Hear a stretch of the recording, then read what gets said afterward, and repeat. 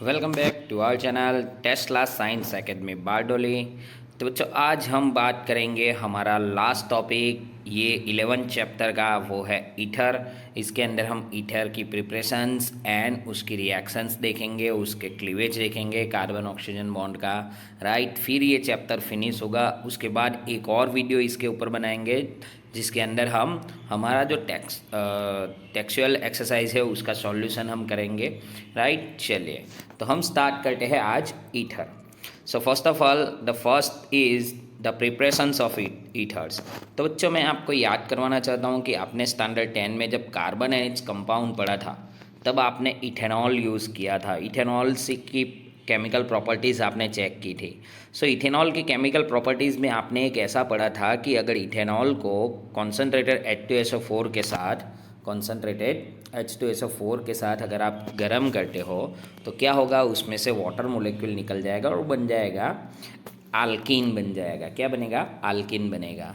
तो यहाँ पे देखो हमने सल्फ्यूरिक एसिड के साथ जब रिएक्शन की उस टाइम पे टेम्परेचर 443 केल्विन था, बट अगर यही रिएक्शन हम लोअर टेम्परेचर यानी कि 413 केल्विन तापमान टेम्परेचर पे अगर हम करते हैं तो हमें मिलेगा ईथर। क्या मिलेगा? ईथर, जिसे हम बोलेंगे इथॉक्सी इथेन, राइट। तो इस तरह से यहाँ पे हमें ये ईथर्स जो है देखने को मिल सकता है। तो ये प्रोसेस क्या है? डिहाइड्रेशन प्रोसेस है। तो इसमें भी हमें क्या करना है? वाटर मोलिक्यूल को ही रिमूव करना है। तो चलिए इसकी मैकेनिज्म देखते हैं। So the formula of ether is a nucleophilic bimolecular reactions that is SN2 involving the attack of alcohol molecule to the protonated alcohol. क्या होगा? अल्कोहल का अटैक होगा प्रोटोनेटेड अल्कोहल पर, राइट। चलिए तो सबसे पहला पॉइंट होगा, हमें अल्कोहल को प्रोटोनेटेड बनाना पड़ेगा। तो पहले लेते हैं CH2CH3CH2OH, इथेनॉल लिया, उसका एसिड कैटालिसिस से हम रिएक्शन करवाएंगे तो ऑक्सीजन के ऊपर अटैक होगा। Now as you can see here this alcohol has one hydrogen is excess, that's why we can say it is protonated alcohol.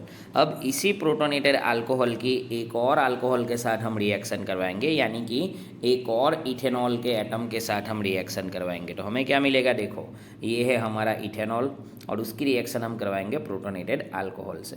तो वापस से क्या होगा? ये ऑक्सीजन का अटैक जो है यहाँ पे हमें देखने को मिलेगा इस कार्बन पे, और यहाँ से जैसे कि हमने आगे बात की रिमूवल ऑफ वाटर यहाँ से निकल जाएगा, राइट। तो हमें क्या मिलेगा?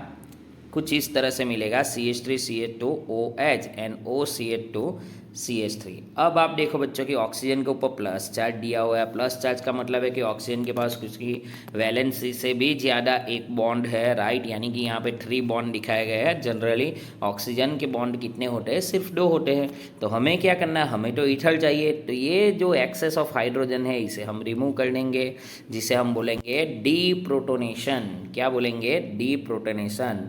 तो लास्ट स्टेप जो होता है जिसके अंदर हम डीप्रोटोनेशन करेंगे और हमें क्या मिल जाएगा? Ether, right. सो इस तरह से हमें ईथर मिलेगा और ये जो H+ है। अब देखो बच्चों एक और चीज़ है यहाँ पे कि जो आप शुरुआत में यूज़ कर रहे हो वही हमें लास्ट में मिलना चाहिए। तो क्या यहाँ पे हमें वापस से H+ मिला है? अगर आप H2O यूज़ करते हो तो H2O वापस लास्ट में मिलना चाहिए, राइट। तभी हमारी मैकेनिज्म जो है वो फिनिश होती है। तो चलिए बच्चों यहाँ पे अब बात करते हैं। Acidic dehydration of alcohol to give an alkene is also associated with the substitution reaction to give an ether. This method is suitable for the preparations of ether having primary alkyl groups only. ये किसके लिए है? सिर्फ और सिर्फ primary alkyl group के लिए है। So the alkyl group should be unhindered and temperature be kept low. So क्या होगा कि यहाँ पे जो टेम्परेचर हम लो रखते हैं तो ये टेम्परेचर इसके लिए अच्छा होगा। सो otherwise the reaction favours the formation of alkene. अगर आपने टेम्परेचर बढ़ा दिया तो जैसे कि हमने ऊपर देखा किसके अंदर कन्वर्ट हो जाएगा? अल्कीन में कन्वर्ट हो जाएगा। And the reactions follow the SN1 pathway. The alcohol is secondary or tertiary about you will learn in higher class. So however dehydration and of secondary and tertiary alcohol to give corresponding ether is unsuccessful as elimination complete over the substitution reaction. यानी कि क्या होगा? Secondary और tertiary में water molecule जो हमें यहाँ से बाहर देखने को मिलना चाहिए वो नहीं मिलता, और क्या हो जाता है यहाँ पे जो हमें मिलेगा वो मिल जाएगा एलिमिनेशन रिएक्शन, यानी कि क्या होगा, जो बीटा कार्बन पे जो हाइड्रोजन होगा वो भी एलिमिनेट हो जाएगा और यहाँ पे हमें अल्कीन देखने को मिलेगा। राइट, चलिए सो नेक्स्ट हम बात करते हैं विलियमसन सिंथेसिस के बारे में। सो विलियमसन सिंथेसिस में क्या होता है, अल्कोक्साइड एंड अल्काइल हाइलाइड की रिएक्शंस होती है, तो उसके अंदर हमें ईथर मिलता है और साथ में मेटल हैलाइड्स मिलेगा। राइट, चलिए तो ये एक कॉमन रिएक्शन है, इसकी रिएक्शन नीचे दी हुई है। जैसे यहाँ पे भी वही बात आएगी, primary secondary and tertiary alcohol, क्या सब में ये हमें ईथर देखने को मिलेगा। चलिए तो आगे देखते हैं। So ether containing substituted alkyl groups that is secondary और tertiary may also be prepared by this method. So the reaction involves SN2 attack of alkoxide ion on primary halide. Let us see, we have tertiary alkoxide, yes or no, CH3, ये देखो alkoxide जहाँ पे है वहाँ पे ये carbon है वो टर्सरी है, तो इसके अगर इसके ऊपर हम अल्काइल हैलाइड की रिएक्शन करेंगे तो हमें क्या मिल जाएगा, यहाँ पे ये O के साथ यहाँ पे CH3 मिल जाएगा और ब्रोमीन निकल जाएगा, और ब्रोमीन किसके साथ जाएगा, सोडियम के साथ, तो हमें मिल जाएगा sodium bromide. So better result are obtain if alkyl halide is primary, यानी कि ये जो है अल्काइल हैलाइड हमारा कैसा होना चाहिए, प्राइमरी होना चाहिए, तो हमें रिजल्ट बहुत अच्छा मिलेगा। But in case of secondary and tertiary alkyl halide elimination complete over the substitution reaction.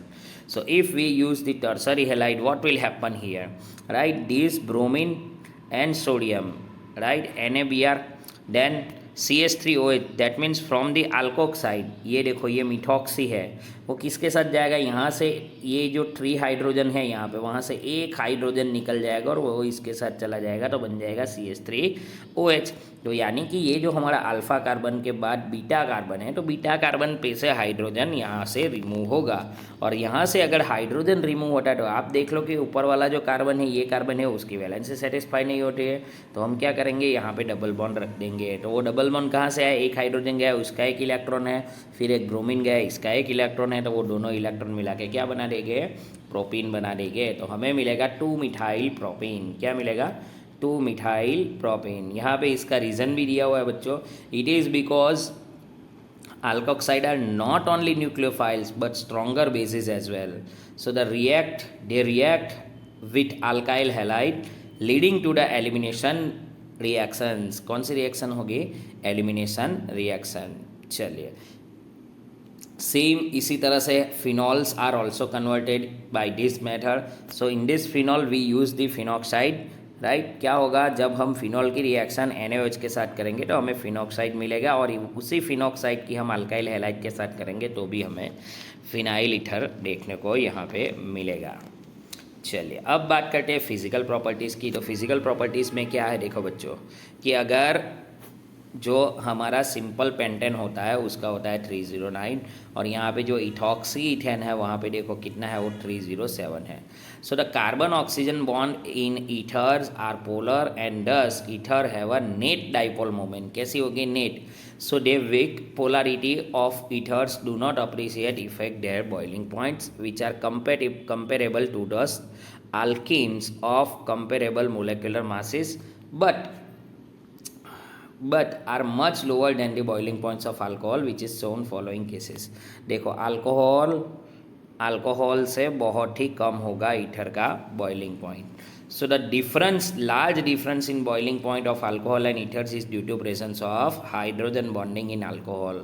Alcohol में हाइड्रोजन बॉन्डिंग देखने को मिलता है जबकि ईथर में हमें कम देखने को मिलेगा। सो अब सॉल्युबिलिटी की बात करते हैं। So the miscibility of ethers with water resemble those alcohol of the same molecular mass. Both ethoxyethane and butanol are miscible to almost the same extent, that is 7.5 and 9 gram per 100 ml water, and respectively, while pentane is essentially immiscible with water. So can you explain this observation? Right, इसके अंदर क्या होगा बच्चों कि pentane जो होगा हमारे पास वो कैसा होगा, essentially immiscible.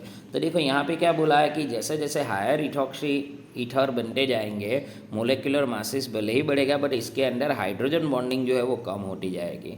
Right, this is due to the fact just like alcohol oxygen of ether also form hydrogen bond with water molecule. तो देखो यहाँ पे भी क्या होगा, यहाँ पे भी हमें हाइड्रोजन बॉन्ड देखने को मिलेगा।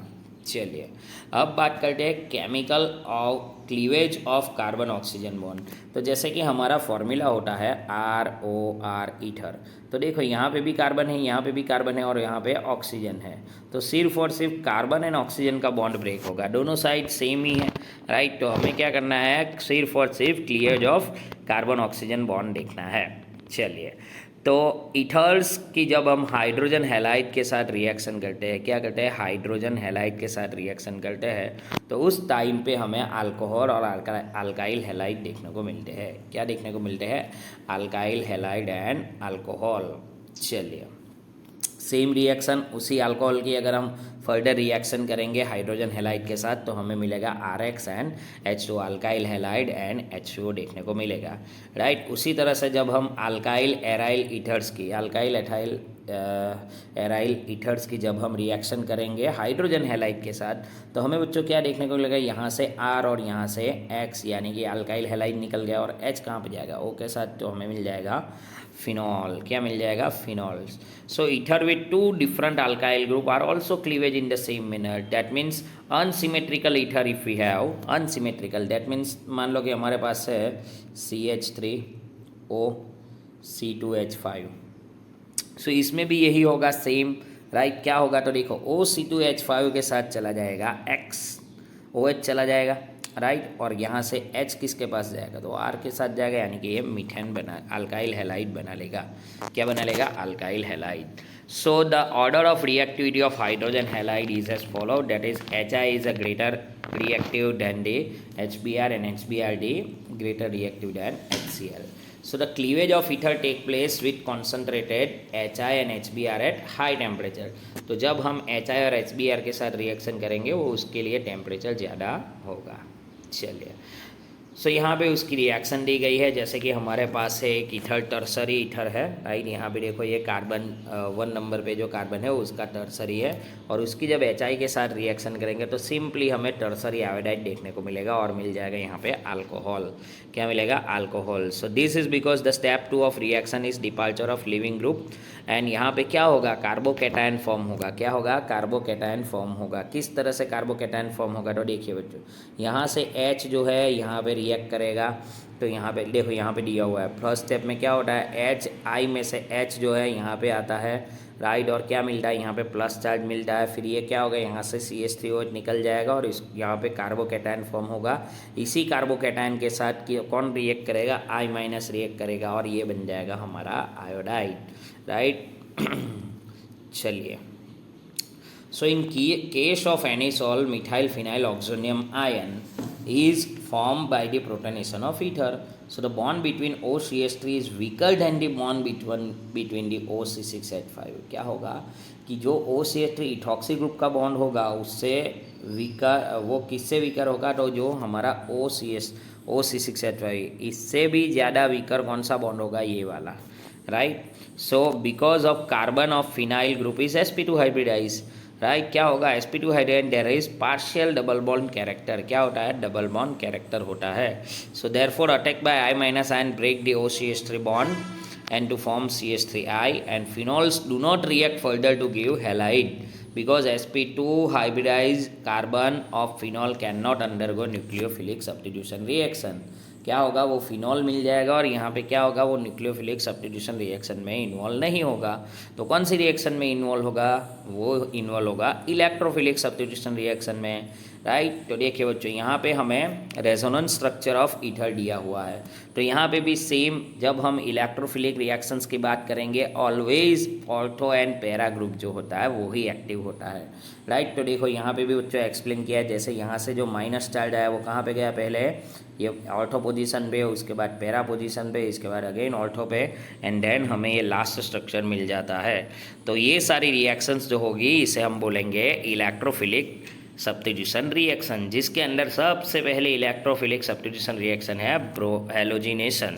हेलोजिनेशन में हम क्या करेंगे, ब्रोमीन को लेंगे इथेनोइक एसिड के अंदर, और जब हम एनिसॉल की रिएक्शन करवाएंगे तो हमें मिलेगा पैराब्रोमो एनिसॉल एंड ऑर्थोब्रोमो एनिसॉल, राइट। क्या मिलेगा, पैराब्रोमो एंड ऑर्थोब्रोमो एनिसॉल्स। तो यहाँ पे जो पैराब्रोमो एनिसॉल है उसकी जो यील्ड है वो हमें 90% देखने को मिलेगी। कितनी देखने को मिलेगी?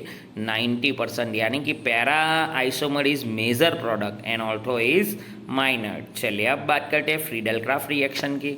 तो एनिसॉल की रिएक्शन जब हम ऐसा अल्काइल हैलाइड के साथ हम रिएक्शन करते हैं, किसके साथ? Alkyl halide and acyl halide group के साथ, क्योंकि हमें यहाँ पे क्या करना है, पहला तो अल्काइलेशन करना है और दूसरे में हमें एसिटाइलेशन करना है, राइट। चलिए तो सबसे पहले क्या होगा, देखो हम लेंगे CH3Cl। तो यहाँ पे क्या होगा, CH3Cl जो होगा उसमें से यहाँ पे जब वो रिप्लेस होगा ऑल्थो और पैरा पे, तो वहाँ से एक HCl चला जाएगा और क्या मिल जाएगा वहाँ पे? CH3 group. तो इसे हम बोलेंगे 2-मिथॉक्सीटोल्यूइन और इसे हम बोलेंगे 4-मिथॉक्सीटोल्यूइन। कैसे होता है 2-मिथॉक्सी एंड 4-मिथॉक्सी?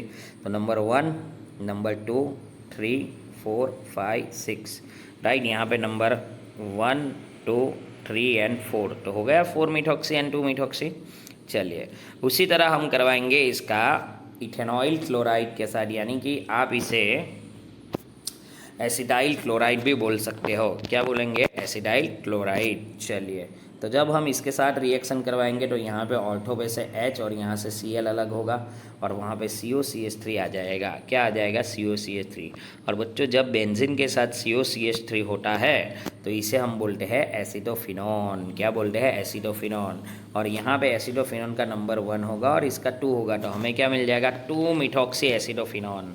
उसी तरह यहाँ पे क्या है, देखो four methoxy acetophenone, right. Number 1, number 2, 3 and 4, right. Four methoxy acetophenone. ये हो गई अल्काइलेशन एंड एसिलेशन, जिसे आप एसिडाइलेशन भी बोल सकते हो। चलिए अब बात करेंगे नाइट्रेशन की। तो नाइट्रेशन में क्या देखने को मिलेगा हमें? Anisole react with mixtures of concentrated sulphuric acid and nitric acid to yield mixtures of ortho and para anisole, right. क्या होगा यहाँ पे देखो, जब हम सल्फ्यूरिक एसिड के साथ रिएक्शन करवाएंगे तो हमें मिलेगा 2-नाइट्रो एनिसॉल एंड 4-नाइट्रो एनिसॉल। तो यहाँ पे अगेन बच्चों जो पैरा प्रोडक्ट होगी वो ही हमारी मेजर प्रोडक्ट होगी, राइट। तो चलिए बच्चों यहाँ पे हमारा जो ये अल्कोहल फिनोल ईथर चैप्टर जो है वो फिनिश होता है, राइट। चलिए अब हम नेक्स्ट लेक्चर में इसकी ये जो एक्सरसाइज है वो सारी हम सॉल्व करेंगे, राइट। तो चलिए बच्चों आज का वीडियो अगर पसंद आया है तो प्लीज़ लाइक कीजिए, शेयर कीजिए एंड सब्सक्राइब कीजिए एंड जुड़े रहिए हमारे साथ for the exercise solution. Thank you.